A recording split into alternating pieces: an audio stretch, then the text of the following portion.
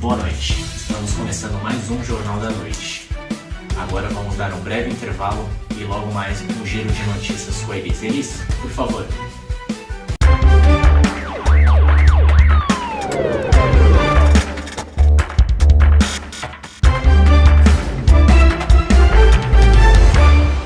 Capital Londres, Cristina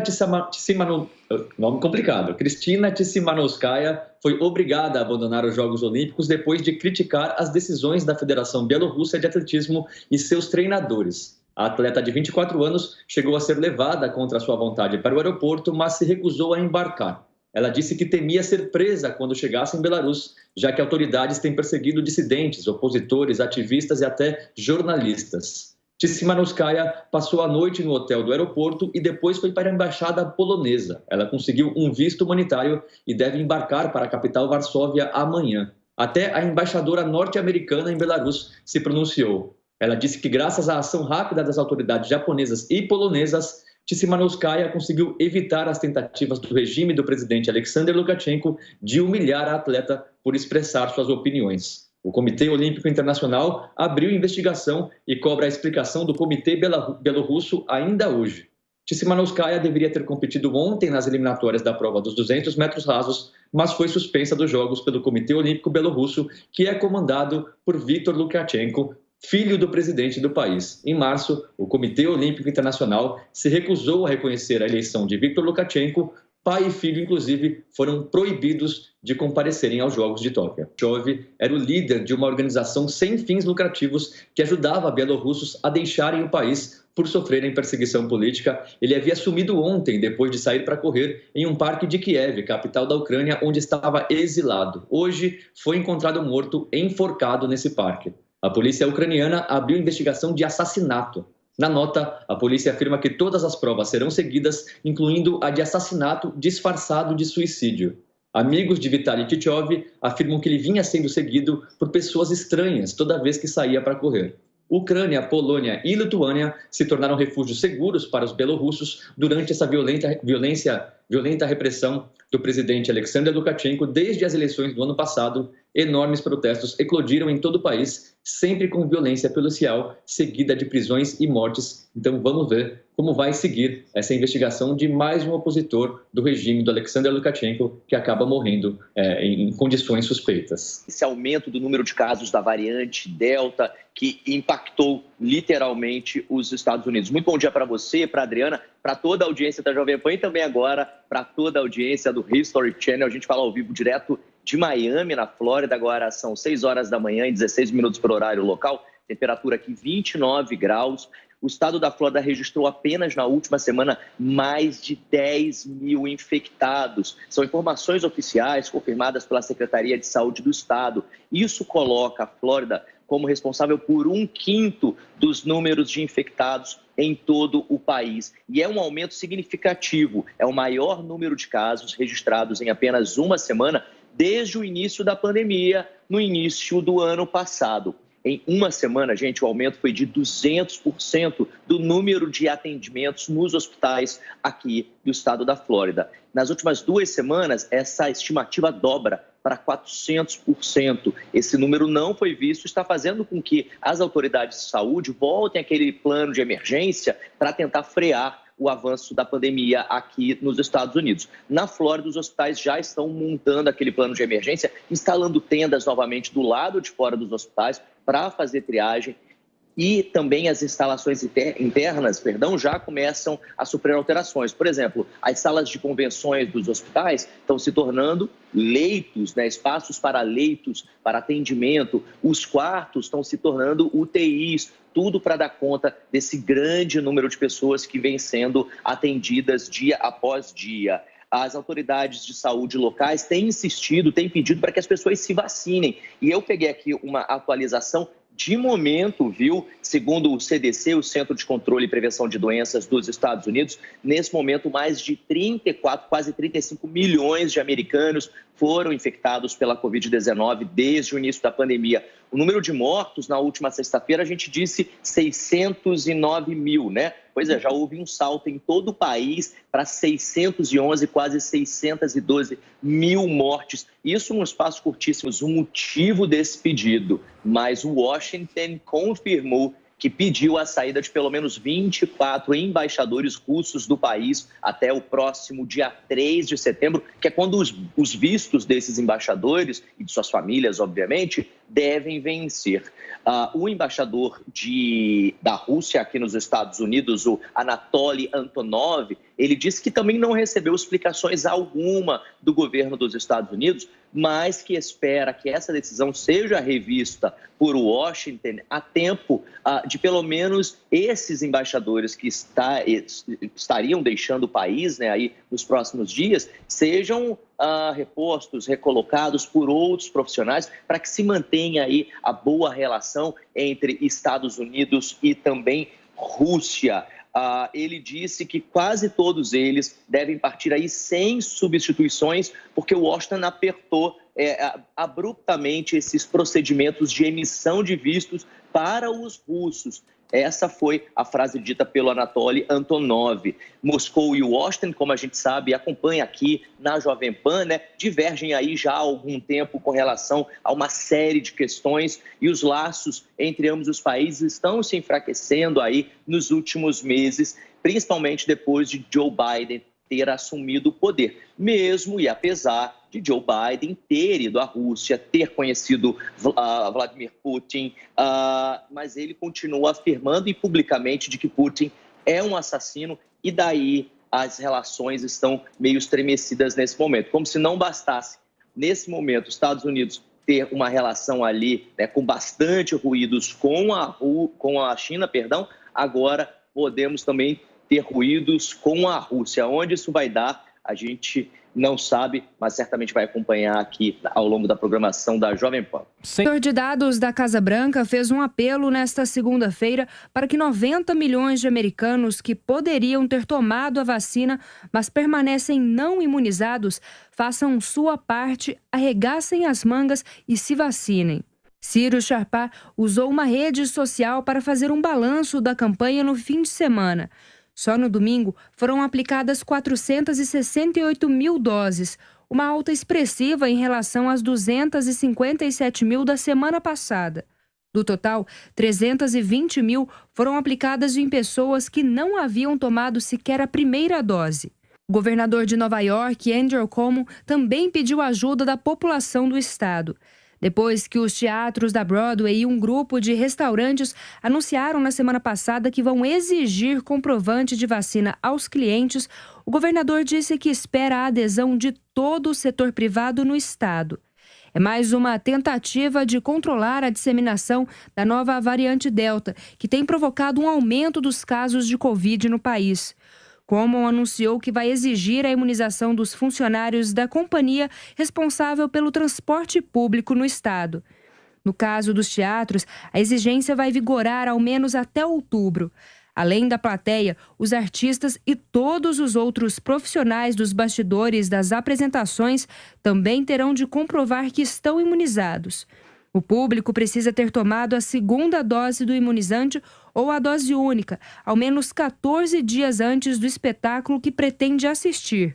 Os Estados Unidos atingiram nesta segunda-feira a marca de 70% da população adulta com pelo menos uma dose das vacinas contra a Covid-19. O presidente Joe Biden havia prometido que este percentual deveria ser atingido no dia 4 de julho, dia da independência. Depois de um anúncio de campanha acelerado, a vacinação foi prejudicada porque milhões de americanos dizem não confiar nas vacinas, acreditam em notícias falsas divulgadas pela internet ou se opõem politicamente ao presidente democrata. Pesquisas recentes mostram que áreas que apoiaram o ex-presidente Donald Trump nas últimas eleições têm as taxas de vacinação mais baixas do país. Cerca de 6 mil pessoas foram ouvidas nas principais capitais da América do Sul.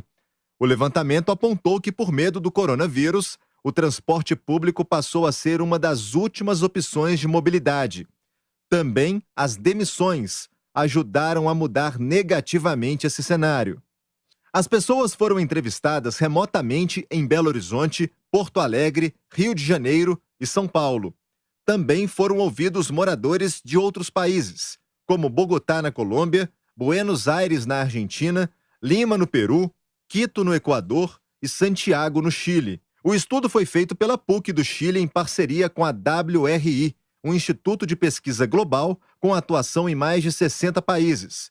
No Brasil, o levantamento mostrou que o uso de bicicletas e a prática de caminhadas diminuíram, mas essas duas modalidades de locomoção aumentaram em Buenos Aires e Bogotá, cidades que vêm investindo pesado na infraestrutura de mobilidade urbana sustentável. Nas 9 cidades pesquisadas, mais de 50% da população reduziram o uso do transporte público por causa do medo de pegar o coronavírus. Em São Paulo, a redução foi de 82%. E o trabalho remoto, conhecido como home office, contribuiu para isso. Nas outras cidades brasileiras, a redução no transporte público ficou assim: 63% em Belo Horizonte, 66% em Porto Alegre e 78% no Rio de Janeiro. Cristina Albuquerque é gerente de mobilidade urbana da WRI Brasil, empresa que ajudou a concluir a pesquisa.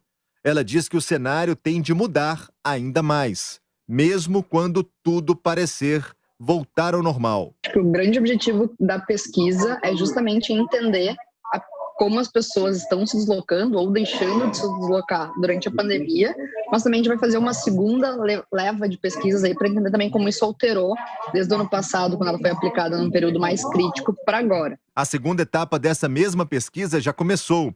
Agora os pesquisadores querem saber se, com a vacinação, o uso do transporte público está ou não voltando ao normal e quais impactos o transporte público vai sofrer nas principais capitais. Aqui na Jovem Pan, olha, foi concluída, mas ainda vai continuar porque mais pessoas terão a oportunidade de vacinar. Terminou no domingo e a expectativa é que pelo menos 3 mil pessoas possam ser imunizadas. A meta inicial, Thiago, era que 30 mil pessoas do Complexo da Maré, na Zona Norte, maior complexo de favelas aqui do Rio, fossem imunizadas. Só que esse número chegou a 34 mil.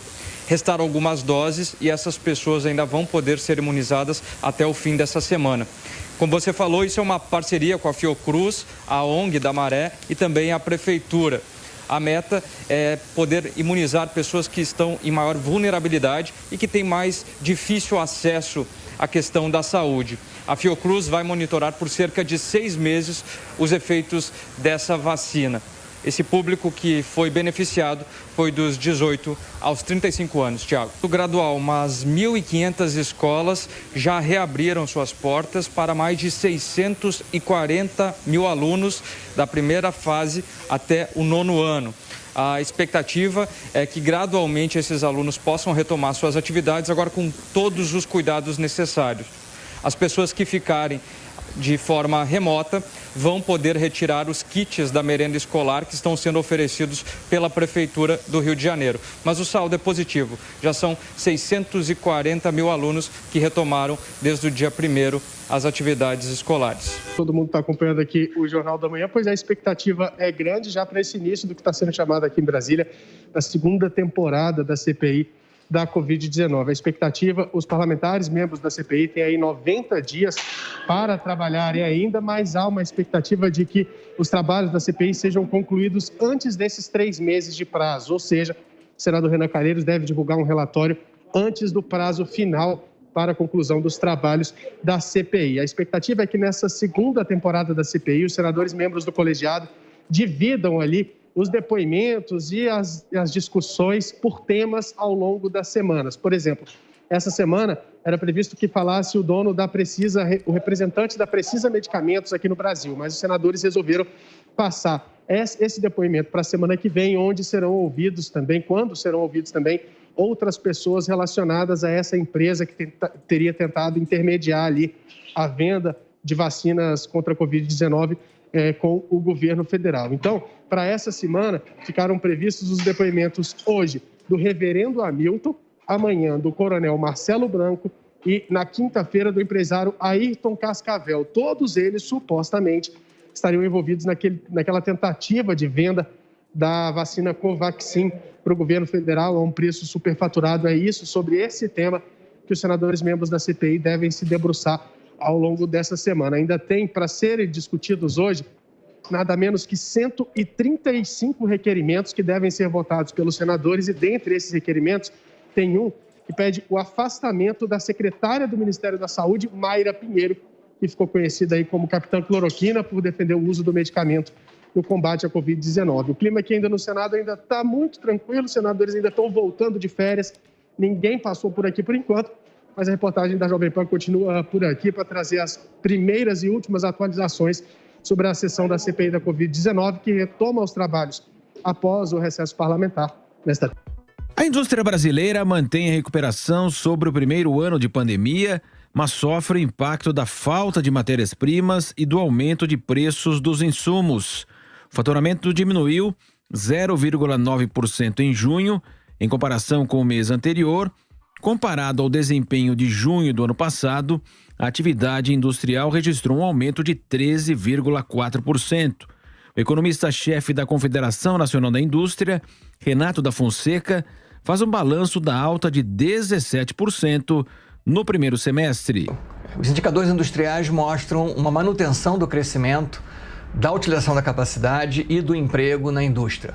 A utilização da capacidade, por sinal, está num percentual, né, similar ao que estava antes da crise de 14-16, ou seja, 2013. Né. As indústrias estão tentando aumentar a sua produção para atender essa demanda crescente, mas, ao mesmo tempo, tem tido dificuldade com a falta de insumos. Renato da Fonseca aponta os segmentos afetados na retomada econômica. Essa dificuldade de encontrar uma linha completa, tá? Seja de automóvel, seja de material de construção, como piso, seja de eletroeletrônico. Ou seja, a indústria ainda tem dificuldade de fazer a venda, né? E isso fica claro também no indicador de faturamento, ou seja, houve uma queda. Ainda está abaixo do que estava no início do ano, mas a expectativa é que daqui para frente volte a se recuperar. De janeiro a junho, as indústrias brasileiras aumentaram o índice de empregos em 3,2%. Foi o 11º mês consecutivo de alta, a marca mais expressiva desde 2010, de acordo com a série histórica da CNI.